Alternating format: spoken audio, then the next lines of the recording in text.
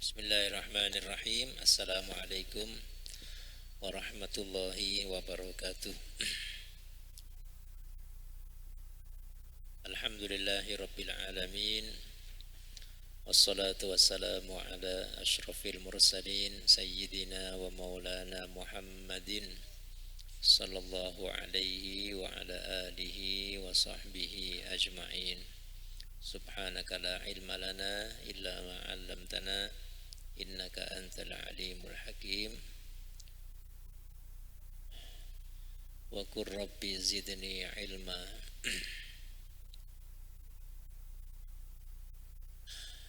Alhamdulillah, kita panjatkan puji syukur kehadirat Allah Subhanahu wa taala. Kembali hadir setelah beberapa kali pertemuan saya absen. Alhamdulillah, malam hari ini Allah kembali pertemukan kita dalam majlis yang mulia ini di masjid kita, Masjid Jami' Al-Fajri, untuk melanjutkan pembacaan kitab Syarhul Majalisis Saniyah fil Kalami 'alal Arba'in An-Nawawiyah. Mudah-mudahan kehadiran kita semua dicatat bernilai ibadah oleh Allah Subhanahu wa taala, dan nanti kita bangkit dari majlis, mudah-mudahan dosa-dosa kita berguguran diampunkan oleh Allah Subhanahu wa taala. Amin ya rabbal alamin. Kita masih membahas hadis yang ke-20 ya. Halaman berapa sekarang? Halaman 57.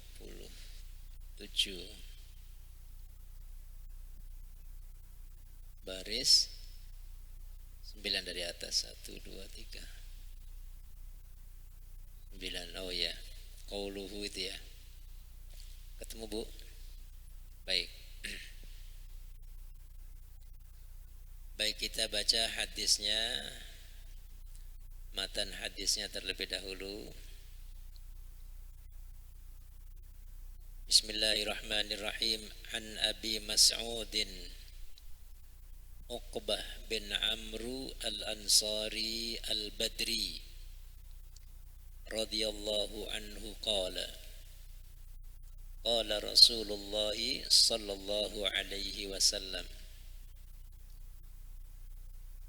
inna mimma adrakan nasu min kalamin nubuwatil ula idza lam tastahi fasna' ma syi'ta.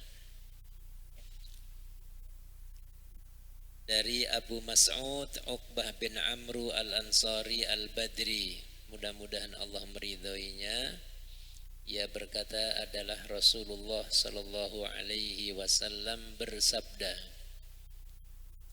sesungguhnya di antara yang diketahui oleh manusia dari perkataan nabi-nabi terdahulu adalah, jika engkau tidak merasa malu maka berbuatlah sesuka hatimu. Al-hadis rawahu al-Bukhari. Bagian pertama sudah kita bahas, inna mimma adrakan nasu min kalamin nubuwah. Bagian yang kedua sekarang kita bahas di halaman 57 baris yang ke-9 dari atas. Qauluhu idza lam tastahi fasna' ma syi'ta, yatadhammanul ahkamal khamsah lianna fi'lal insani imma ay yustahya minhu aw la.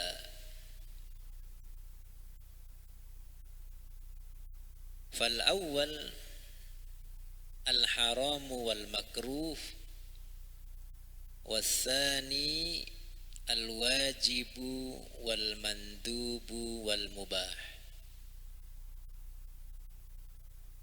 walidha qila inna ala hadzal hadithi madarul Islam lima zakarnahu. Sabda Nabi sallallahu alaihi wasallam, idza lam tastahi fasna' ma syi'ta, yatadhamman mencakup al-ahkam al-khamsah, hukum yang 5.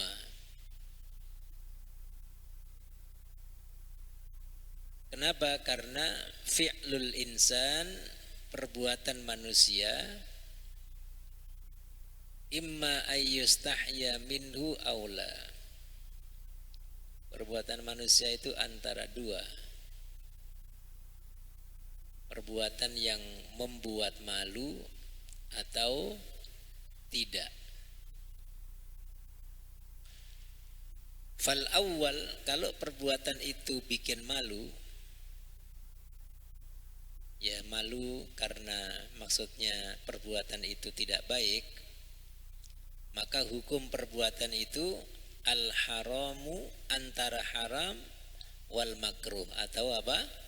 Makruh. Wasani, sedangkan yang kedua, maksudnya aula, kalau tidak membuat malu, berarti perbuatan itu perbuatan yang baik.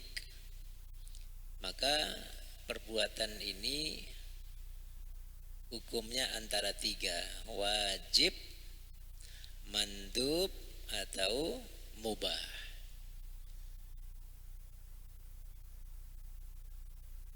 Karena itulah walidha qila, karena itulah dikatakan anna ala hadzal hadisi madarul Islam. Karena itulah dikatakan bahwa poros Islam itu berkisar dalam hadis ini. Artinya hadis ini bisa menjadi barometer keislaman seseorang.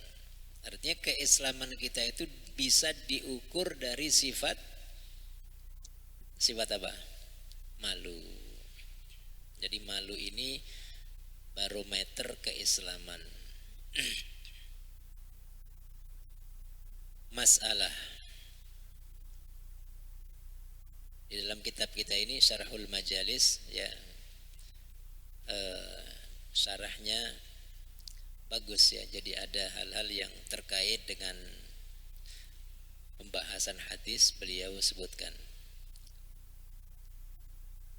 Di antara masalah yang beliau sebutkan terkait dengan sifat malu, beliau katakan yuhramu kasful aurah bihadratin nas. Haram hukumnya membuka aurat di depan orang lain.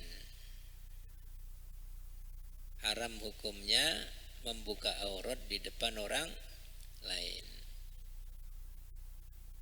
Ya, aurat maksudnya adalah batas yang tidak boleh dilihat. Kalau laki batasannya lutut sampai pusar. Kalau perempuan semua anggota tubuhnya kecuali wajah dan tangan. Maka bukan hanya laki, bukan hanya perempuan saja yang harus menutup aurat, kita pun laki-laki juga sama. Kalau keluar misalnya pakai celana pendek, maka pastikan menutup apa? Lutut ya, karena lutut kita itu apa? Aurat ya. Kalau keluar pakai kaos, ya pastikan tidak jangkis gitu, maksudnya tidak ngangkat bagian depan atau belakang gitu, karena itu juga aurat. Jadi aurat ini bukan hanya urusan perempuan ya. Kita juga laki-laki juga ada batasan auratnya. Nah dari sini keislaman orang sudah bisa diukur dari cara berpakaian. Jadi seketat itu orang menutupi auratnya karena malu, maka sebaik itulah agamanya. Dan al-aqsu sahih, kebalikannya benar. Artinya selonggar itu orang mengumbar auratnya, maka serendah itu keislamannya. Jadi beliau ketika mengatakan bahwa hadis ini merupakan madarul Islam, porosnya Islam, karena memang sifat malu ini sifat yang fundamental, sifat yang paling pokok, sehingga Nabi SAW ketika menyebutkan tentang pokok-pokok keimanan, beliau tidak menyebutkan semua sifat. Beliau mengatakan al-imanu bid'un wa sab'una syu'bah aw wasittuna syu'bah. Iman itu punya 60 atau 70 cabang. A'laha qaulu la ilaha illallah wa adnaha apa? Hafal enggak hadisnya? Ya, ini 2 tahun yang lalu. Ya. Wa adnaha apa? Imatatul adza anit tariq. Kita ulang-ulang ya. Jadi kata Nabi sallallahu alaihi wasallam, iman itu punya berapa cabang? 60 atau 70 cabang. Paling tinggi cabangnya adalah kalimat tauhid, la ilaha illallah. Wa adnaha, yang paling rendah cabangnya adalah imatatul adza anit tariq, menyingkirkan apa? Hal-hal yang mengganggu pejalan kaki. Terus Nabi bilang apa? Wal haya'u syu'batun minal iman. Dan malu itu adalah satu dari cabang-cabang iman. Jadi Nabi SAW tidak menyebutkan seluruh cabangnya. Beliau cuma nyebutin paling atas, paling bawah, kemudian barometernya. Beliau sebutin sifat apa? Malu. Wal haya'u syu'batun minal iman. Dan malu itu adalah satu dari sekian banyak cabang-cabang iman. Artinya kalau orang dari sekian banyak cabang tadi, 3 ini saja dia ada pada dirinya, tuh imannya insya Allah aman. Kalau kalimat tauhid sudah terus kita perbaharui. Nah, kepedulian terhadap lingkungan, empati sosial, lihat hal-hal yang kira-kira membahayakan, kita mau menyingkirkan. Nah, itu juga bagian dari ajaran agama. Kemudian malu tadi itu ya. Makanya beliau mengatakan di sini yuhramu kasful aurah bihadratin nas. Haram hukumnya. Wa amma bi ghairi hadratin nasi. Adapun tidak sedang di depan orang lain, maksudnya sedang sendiri di rumah atau di kamar mandi. Faqad qala al-Imam an-Nawawi rahimahullahu taala fi syarhi Muslim. Imam An-Nawawi rahimahullah dalam syarah Muslimnya beliau berkata yajuzu. Apa artinya yajuzu? Boleh. Kasful aurah. Apa kasful aurah? Membuka aurat. Fi mahalli qadha'il hajati fil khulwah atau fil khulwah. Fil khulwah. Boleh membuka aurat di tempat buang hajat. Ya. Tapi ini juga dalam tanda kutip, tempat buang hajat yang tertutup ya. Karena umumnya tempat buang hajat itu tertutup. Nanti kalau buang hajat di, misalnya ada orang kan Misalnya buang air kecil asal cir aja itu banyak yang tersopir taksi lah apalah itu kan. Ya, enggak maksudnya membuka aurat apa di tempat buang hajat yang tertutup ya. Nabi Shallallahu Alaihi Wasallam di antara mukjizat beliau dalam buku yang saya terjemahkan 1001 mukjizatnya Nabi.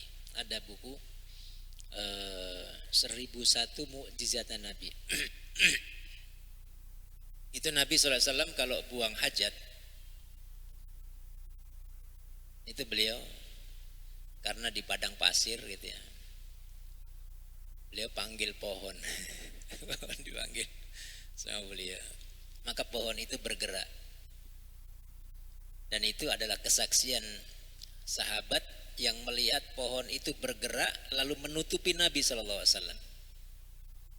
Ya. Begitu selesai Nabi jadi Nabi itu Shallallahu Alaihi Wasallam buang hajat, kotorannya itu langsung ditelan oleh bumi, jadi tidak ada bekasnya, seakan-akan tidak terjadi apa-apa, dan pohon itu kembali ke tempatnya semula setelah beliau buang hajat. Itu termasuk ada hadisnya dalam buku yang kita terjemahkan itu 1001 mukjizat Nabi Sallallahu Alaihi Wasallam. Artinya beliau ngajarin buang hajat itu di tempat yang tertutup, dan kalau ini sih insya Allah ya kita tidak melakukannya di tempat umum ya, tidak seperti orang-orang yang mungkin tidak tahu tentang kesucian ya. Saya kadang-kadang bingung lihat orang tuh pipis di mana-mana gitu ya, nggak boleh lihat tembok, nggak boleh lihat dinding, main cir aja pipisnya. Gimana celananya mau sholat? Dalam hati saya kayaknya nggak kepikir deh sholat itu dah, karena cara buang air kecilnya aja tidak ngerti gitu kan, tidak ngerti toharo. Inilah mahalnya ilmu, mahalnya fikih ya. Penting jangan sampai hal-hal yang mendasar seperti ini kita tidak tahu ya. Kadang-kadang saya harus nahan buang air kecil demi menjaga kesucian, itu yang susah kalau bepergian jauh gitu. Selalu kita ingetin kalau lagi umroh itu, di pesawat itu kan lavatorinya itu kan kecil ya, dan yang naik pesawat itu ada yang ngerti kesucian, ada yang tidak. Maka selalu saya ingetin Bapak Ibu, nanti kalau di toilet pesawat pastikan sebelum duduk di klosetnya dilap dulu biar kering gitu, karena mungkin orang sebelum kita dia tidak tahu bagaimana buang air kecil ya, nyiprat-nyiprat, maka karena pakaian kita nanti akan kita pakai sholat, itulah kira-kira kita ingetin terus ya, karena ternyata memang banyak yang tidak ngerti tentang kesucian ya. Maka kita bersyukur alhamdulillah, jangan sampai urusan ibadah ini menjadi tidak sah gara-gara kita tidak mengerti cara bersuci ya, cara bersuci. Baik. Kahalatil igtisali, seperti keadaan kita ketika mandi, wal bauli, buang air kecil, wa muasyaratiz zauja, hubungan suami istri. Ini boleh dalam keadaan terbuka aurat kita. Wa amma dukhulul hammam, adapun masuk ke hammam, fa aidzan yutlab lahul haya, seharusnya mengutamakan sifat apa? Al-haya. Faqad qala al-ulama radhiyallahu anhum yubahu lirrijali dukhulul hammam wa yajibu alaihim ghaddul basari amma la yahil wa sawnu auratihim anil kashfi bihadrati man la yahillu lahu an-nadharu ilaiha. Ini al-hammam, tahu al-hammam? Al-hammam itu kamar mandi. Dahulu kamar mandi itu kamar mandi umum. Jadi kamar mandi umum enggak semaju sekarang ya. Jadi kamar mandi umum orang mandi beramai-ramai. Zaman dulu mungkin di kampung-kampung dulu masih biasa tuh orang mandi bukan jadi sumur, betul lah orang dulu tuh. Saya orang kampung soalnya jadi tahu saya. Jadi sumur ya Mas Amin ya. Sumur terus kemudian eh, ada ada dindingnya. Maka mereka mandi bareng-bareng. Ya. Nah, makanya dahulu itu menjadi sesuatu yang apa ya? Yang umum zaman dulu. Bahkan di zaman Bani Israel ya biasa mereka itu. Makanya Nabi Musa itu nggak pernah mau mandi bareng sama kaumnya.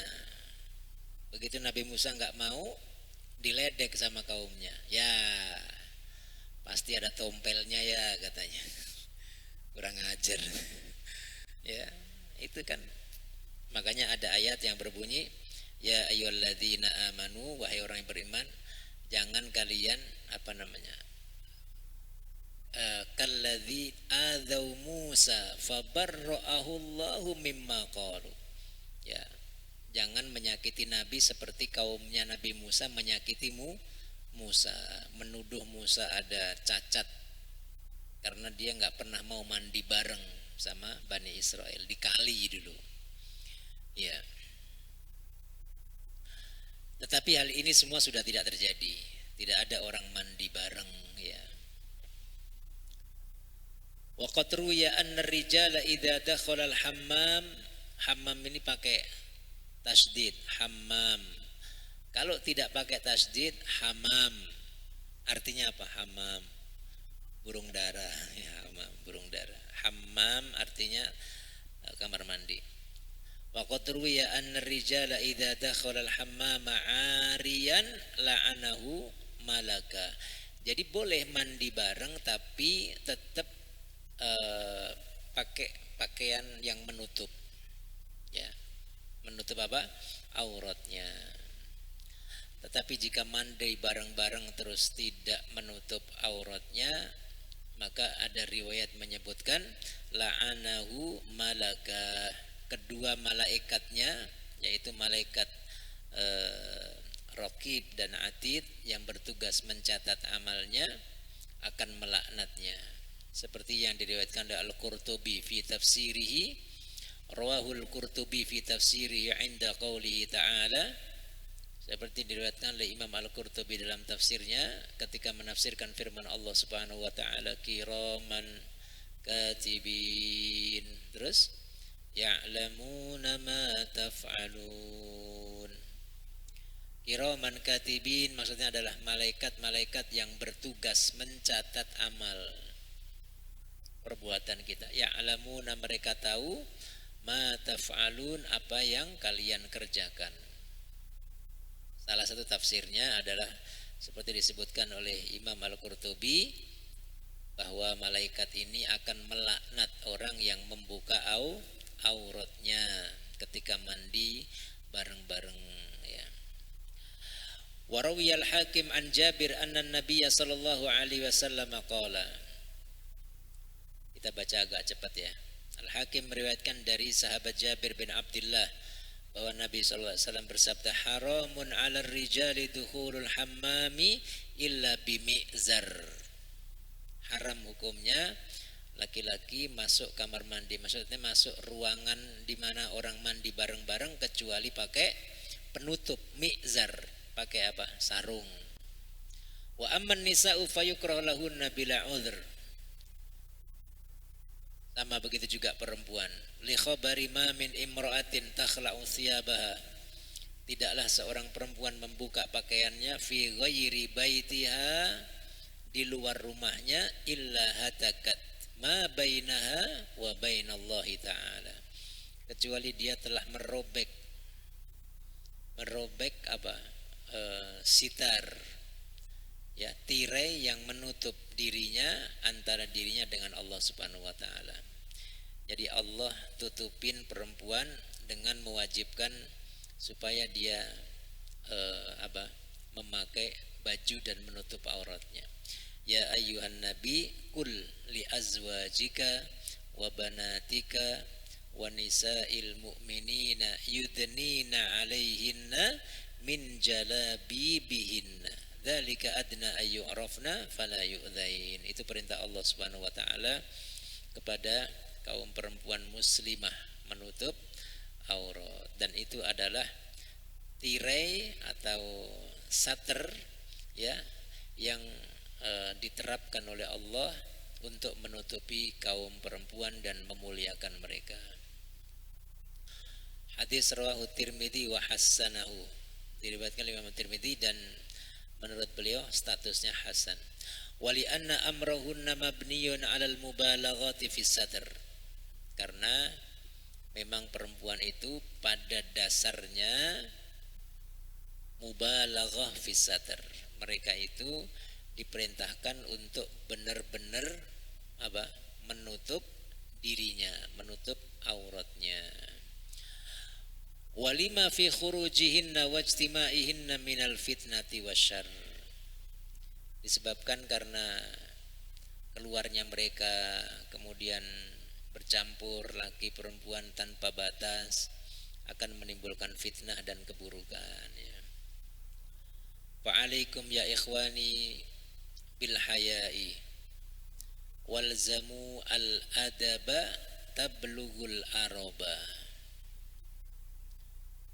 Saudara-saudaraku, kata beliau, fa'alaikum bil haya, hendaklah kalian memiliki sifat malu. Walzamul adab, dan pegang teguhlah adab. Haya atau sifat malu ini adalah puncak adab. Puncak adab. Tablughul arab, niscaya kalau kita punya adab maka kita akan mencapai kecerdasan dalam berpikir. Walinakhtim majlisana hadza bisyai'in yata'allaku bil adab. Kita tutup majelis kita dengan penjelasan beberapa hal terkait dengan adab. Karena akhlak itu adalah adab, maka beliau menutup majelis ini dengan penjelasan tentang adab. Beliau menukil firman Allah Subhanahu wa taala, qala Allah taala, ya ayyuhalladzina amanu, hai orang-orang yang beriman, ku anfusakum wa ahlikum naro, wahai orang-orang yang beriman, lindungilah diri kalian dan keluarga kalian dari api neraka. Qala Ali radhiyallahu an, Sayyidina Ali ibnu Abi Thalib radhiyallahu an berkata, maksud dari ayat ini menurut Ali bin Abi Thalib, addibuhum wa'allimuhum. Ayat tadi itu bunyinya ku anfusakum wa ahlikum naro, jauhkanlah diri kalian dan keluarga kalian dari api neraka. Ditafsirkan oleh Sayyiduna Ali bin Abi Thalib, maksudnya addibuhum wa'allimuhum, didiklah mereka dan ajarilah mereka. Faham gak? Jadi cara terbaik bagi kita sebagai kepala keluarga untuk menghindarkan diri dan keluarga kita dari api neraka adalah dengan jalan pendidikan. Ajarin mereka, kasih tahu akhlak, adab, ilmu, sehingga dengan itulah kita dan keluarga kita akan terhindar dari api neraka. Ya, maka maksud dari ayat ini, kata Ali bin Abi Thalib, subhanallah ya, hebatnya sahabat tuh ya, luar biasa. Ketika membaca ayat itu menjelaskannya itu enak gitu, cocok gitu. Ternyata maksudnya apa? Menurut Ali, adibuhum wa'allimuhum. Didik mereka, ajari mereka. Karena tanpa pendidikan, tanpa pengajaran akan membuat mereka tidak tahu hak-haknya Allah. Akan membuat mereka tidak tahu adab, tidak tahu akhlak. Sehingga mereka akan terjerumus ke dalam api neraka. Allah bilang, lindungi diri kalian dan keluarga kalian dari api neraka. Ya, maka kita ngaji malam ini, dan seperti biasa kita ngaji, berarti kita sedang ngamalin ayat ini. Betul apa tidak? Iya, ini ngajak anak kita, ya, keluarga kita, karena kita pengen bukan cuman satu dari anggota keluarga yang selamat, kita pengen semua selamat, ya. Maka anak kita didik, kita masukkan lembaga pendidikan yang kita percaya di situ ada adab. Anak kita masukkan pesantren yang di situ ada adab, ya. Itu artinya kita sedang melaksanakan perintah Allah yang ini nih. Ya ayyuhalladzina amanu ku anfusakum, selamatkan, hindarkan diri kalian, wa ahlikum naro, dan keluarga kalian dari siksa api neraka. Wa qala Rasulullah sallallahu alaihi wasallam bersabda, akrimu auladakum wa ahsinu adabahum. Kata Nabi sallallahu alaihi wasallam, akrimu. Apa itu akrimu? Muliakanlah auladakum, anak-anak kalian. Kadang-kadang ada orang tua itu yang suka banding-bandingin anaknya sama anaknya orang lain, dan itu tidak baik. Ketika dia membandingkan dan harapannya tidak sesuai, dia pengen anaknya seperti A, seperti B, lalu anaknya dibodoh-bodohin. Ada nggak yang begitu? Ada tuh. Dan ini jauh dari adab agama. Nabi bilang akrimu auladakum. Anak kita itu harus kita apa? Muliakan. Dia punya hak untuk dimuliakan. Ya. Kita jadi orang tua pengen nggak dimuliakan sama anak? Oh pengen. Tapi anak kita sesungguhnya juga punya hak untuk kita muliakan.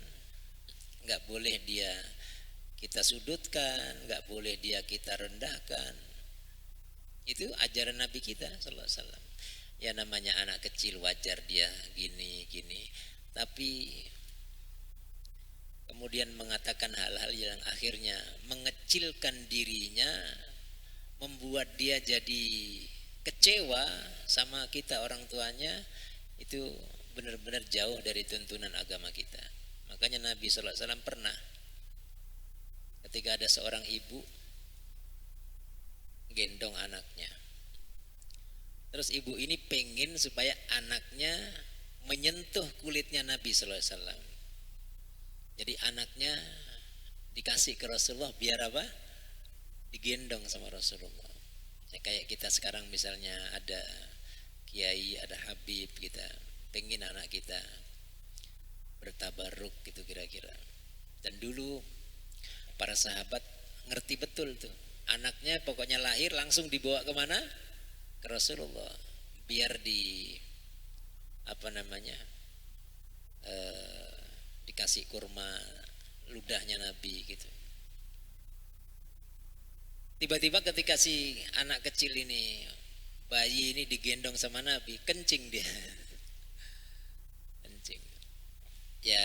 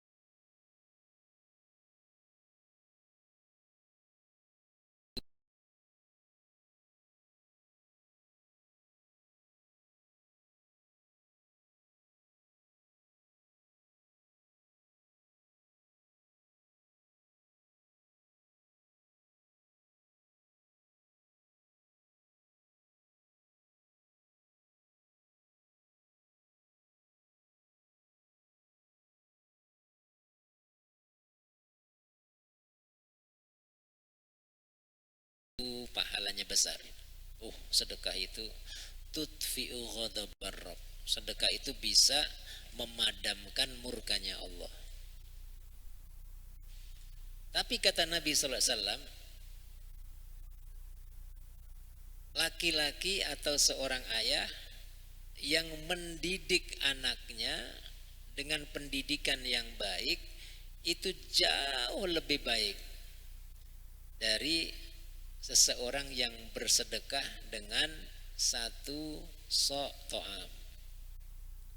Ya, Nabi sallallahu alaihi wasallam ingin kasih semangat ya buat orang tua agar tidak lalai dalam mendidik anaknya, dan harus tahu bahwa mendidik anak itu memiliki kedudukan yang sangat tinggi ya di sisi Allah Subhanahu wa taala. Beliau mengatakan bahkan lebih baik dari bersedekah.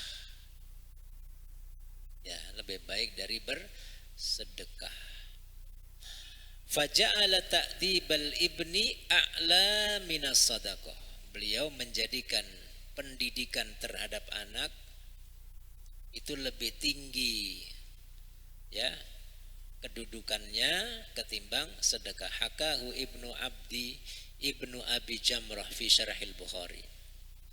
Ini disebutkan oleh Ibnu Abi Jamrah dalam Syarah Al-Bukhari. Wa qala Abu Ali Ar-Rudhbari, al-abdu yasilu bi adabihi ila rabbihi wa bi ta'atihi ilal jannati. Kata Ar-Rudhbari mengatakan seorang hamba dengan adabnya dia bisa langsung sampai kepada Tuhannya. Maksudnya dengan adab dan akhlaknya dia langsung bisa kepada Tuhannya. Wa bi ta'atihi, dan dengan amalnya, dengan perbuatannya dia bisa masuk ke dalam surga. Artinya akhlak ini bisa membuat orang jadi punya kedekatan khusus dengan Allah Subhanahu wa taala. Sama seperti halnya kata Nabi sallallahu alaihi wasallam, siapa orang yang paling dekat denganmu wahai Rasulullah? Beliau mengatakan ahsanuhum khuluqa.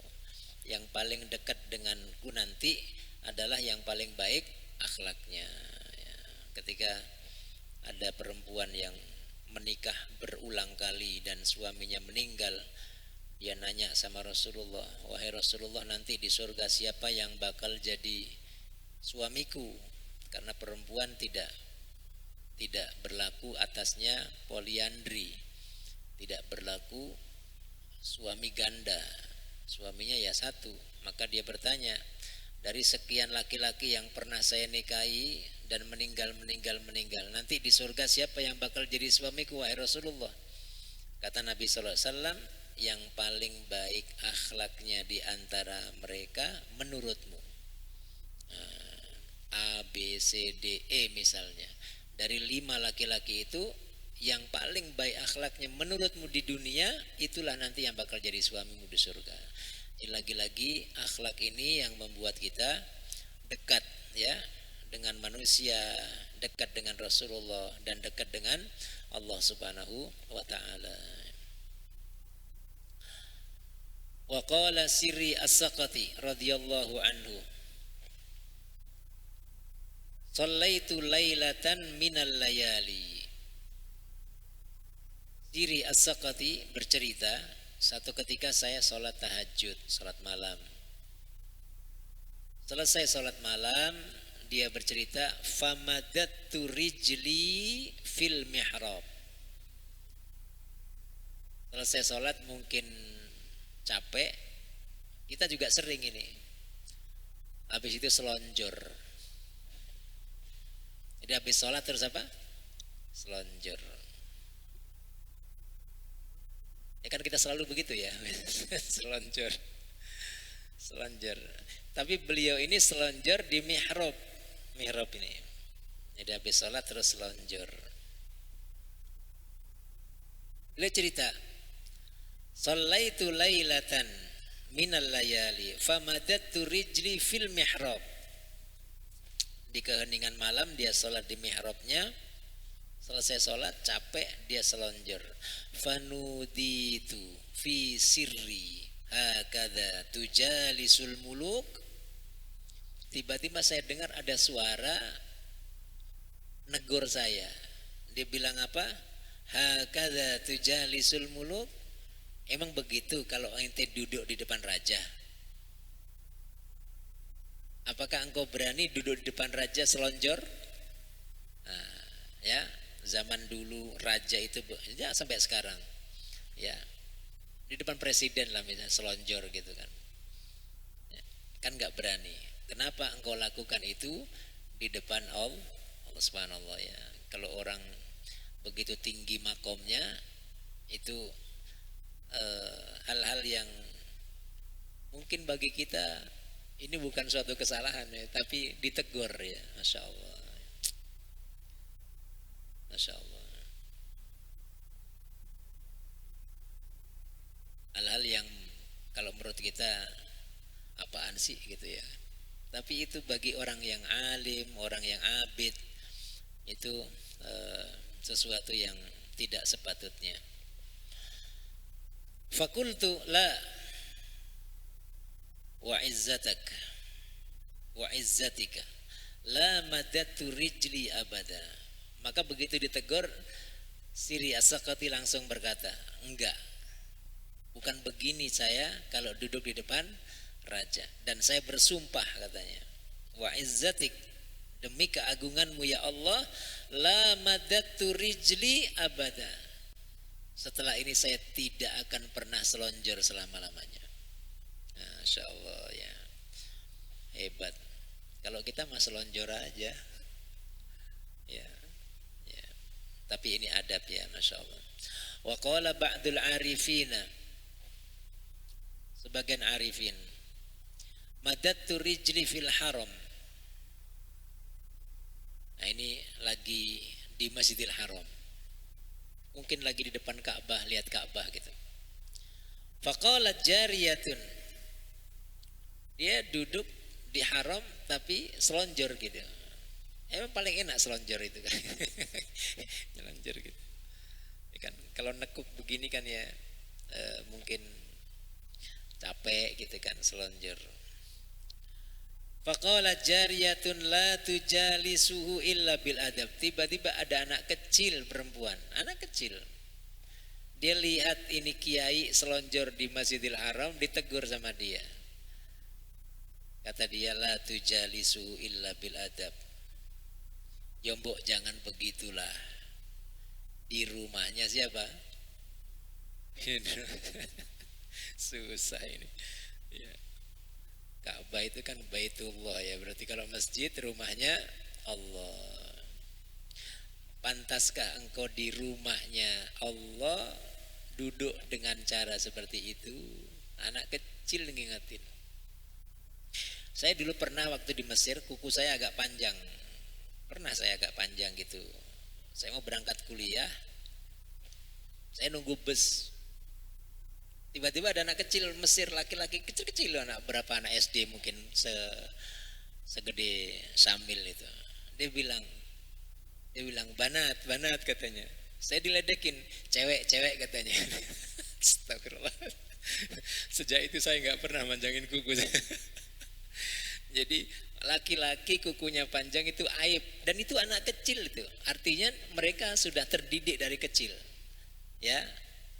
Melihara kuku untuk laki-laki itu nggak pantas. Kalau perempuan masih ada pantasnya gitu ya. Begitu ditegur sama anak kecil, waduh ampun dong. Ampun gitu. Ya.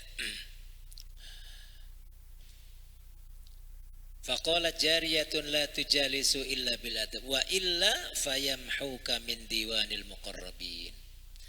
Kalau engkau tidak menarik kakimu, maksudnya tetap selonjor, sudah kamu akan dihapus dari kelompok muqarrabin, orang-orang yang disebut dengan al-muqarrabin, orang-orang yang punya kedekatan khusus dengan Allah. Maka ini al-arif billah, orang-orang yang alim, yang abid gitu ya, yang arif ya, orang-orang yang memang ahli ibadah, masya Allah ya.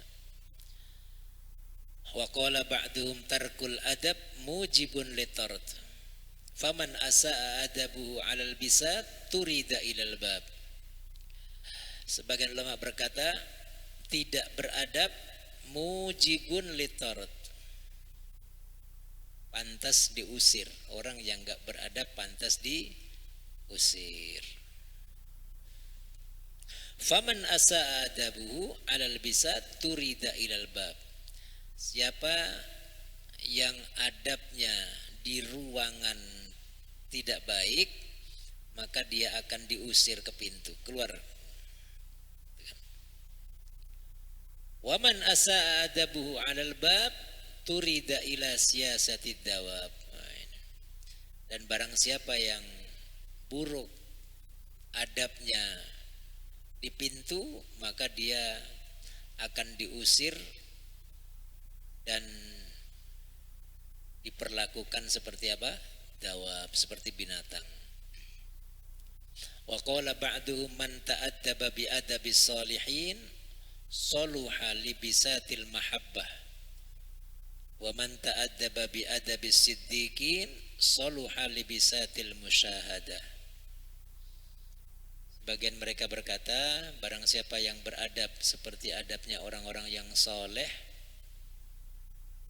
maka dia pantas untuk mendapatkan apa? Kecintaan. Wa man ta'addaba bi adabis siddiqin, barang siapa yang beradab meniru para siddiqin, saluha li bisatil musyahadah, maka dia pantas untuk mendapatkan apa? Anugerah musyahadah.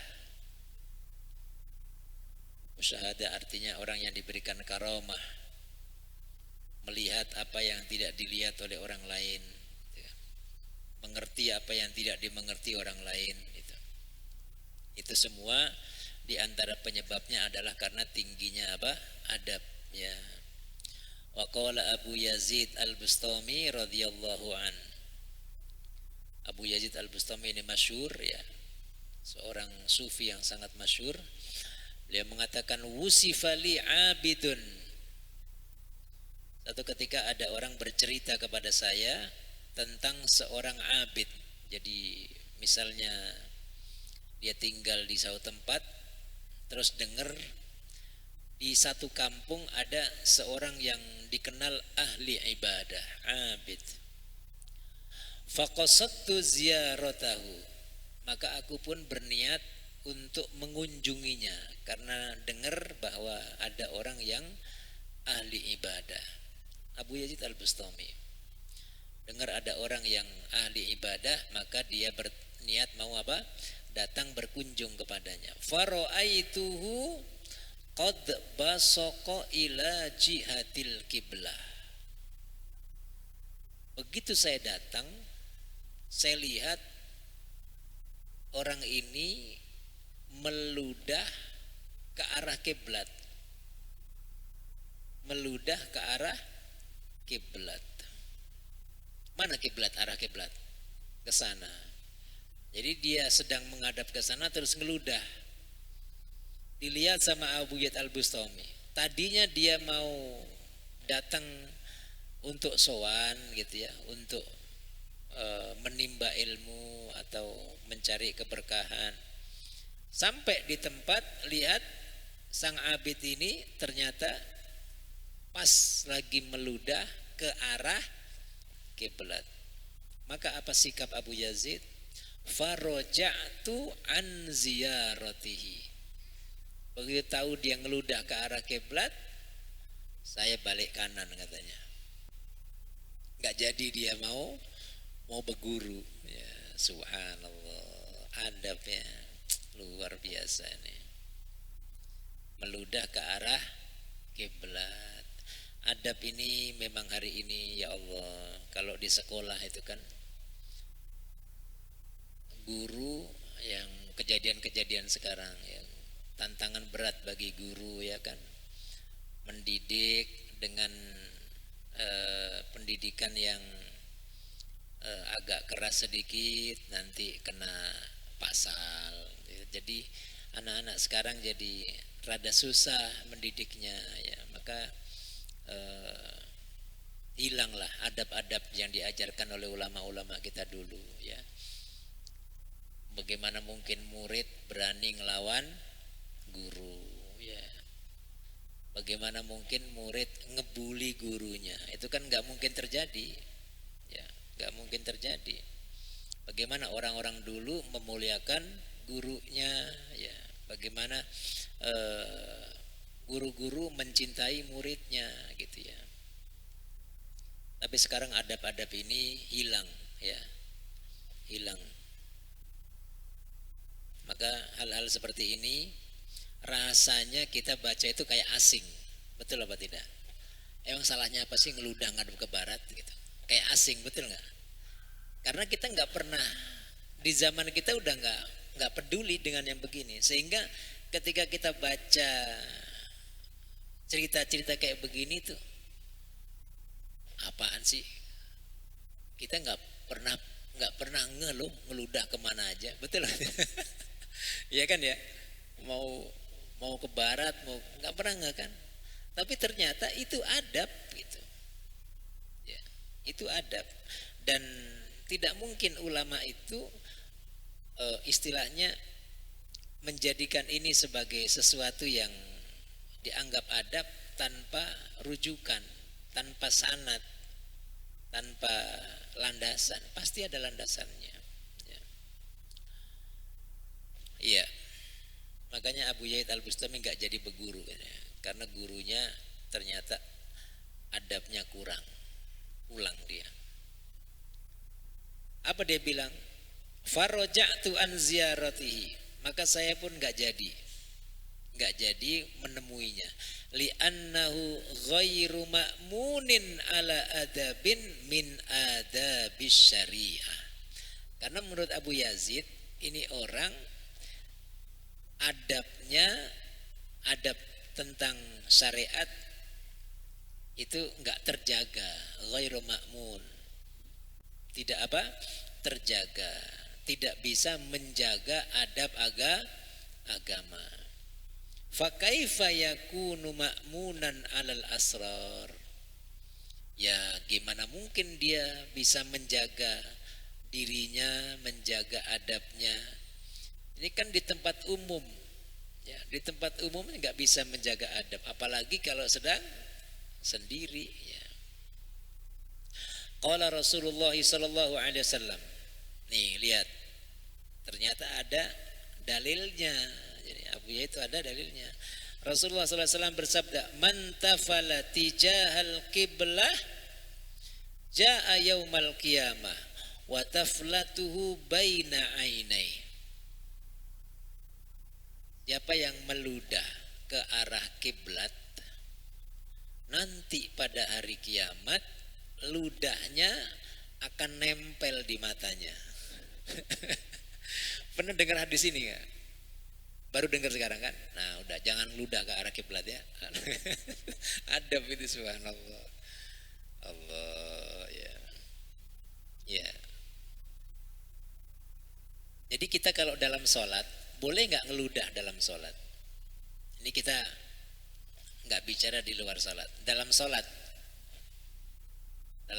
Jadi ngeludah ke arah kiblat itu memang nggak boleh, baik di luar sholat maupun di dalam sholat. Jadi kalau kita sedang sholat misalnya pengen ngeludah gitu, maka ngeludahnya ke arah ke sebelah kiri kita kan gitu kan.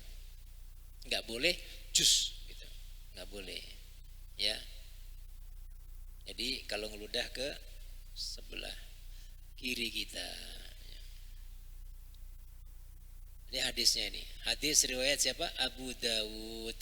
Man tafala tija'al qiblah, barang siapa yang meludah ke arah kiblat, jaa yaumal qiyamah wa taflatuhu baina aini.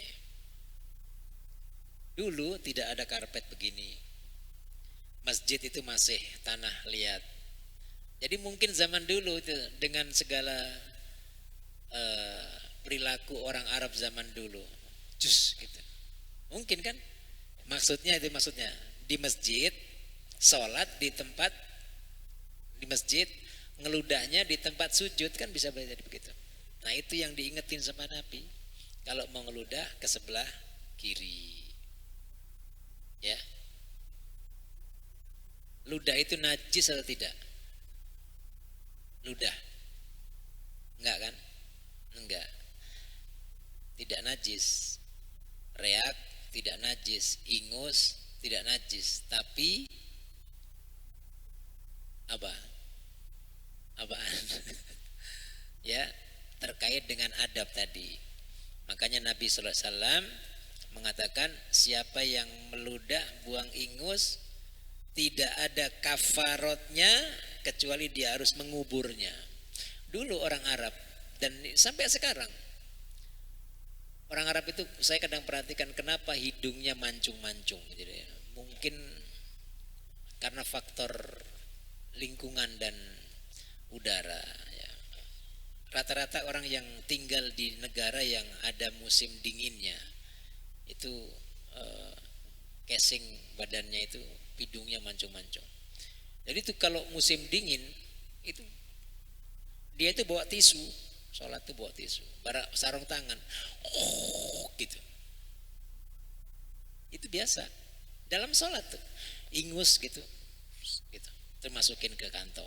Itu umum, hampir, apalagi yang tua-tua. Kalau sholat subuh itu kita sholat dulu saya di Mesir tuh, itu biasa, itu sudah biasa. Dan mereka buang ludah itu atau buang reak atau ingus itu bukan sesuatu yang aib. Aib bagi mereka itu, misalkan lagi makan, kita lagi makan, ada orang bubar kita makan, betul nggak? Atau lagi ada yang makan orang ingusan, betul nggak? Bubar kita. Mereka enggak. Mereka akan bubar kalau ada orang berdahak.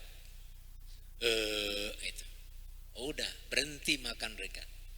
Jadi di adat mereka orang Arab kalau dahak itu aib. Apalagi dalam jamuan enggak boleh dahak. Kalau kita biasa kan? Ya, kita aib kalau buang ingus, kita aib kalau buang ludah, aib kalau buang reak. Kalau mereka enggak. Nah, itu adab ya. Adab ini sesuai dengan budaya masing-masing ya.